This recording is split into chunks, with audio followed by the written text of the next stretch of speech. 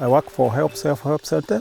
We work closely with the community. We help them build their capacity in restoration and reforestation.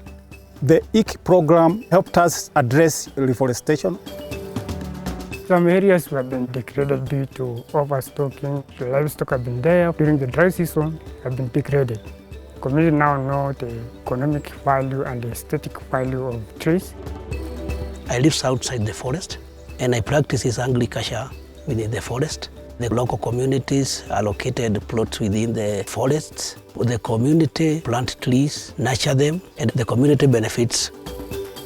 There is an approximate 5,000 hectares of degraded forest. Currently, we have addressed 500 hectares, including 150 hectares funded by IKI.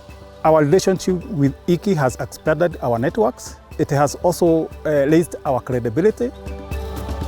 We have also exotic trees for plantation.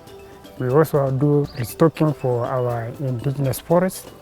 We have supported the restoration of the landscapes, and we have brought new knowledge and skills to the community.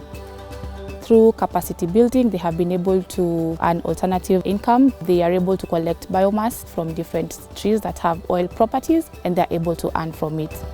When we brought them from the forest, we usually get money, and therefore we have food, even paying school fees. I see a lot of benefits in the coming future. We have minimized the degraded areas, illegal activities. There will be increased forest cover, more rain, more water from the same environment.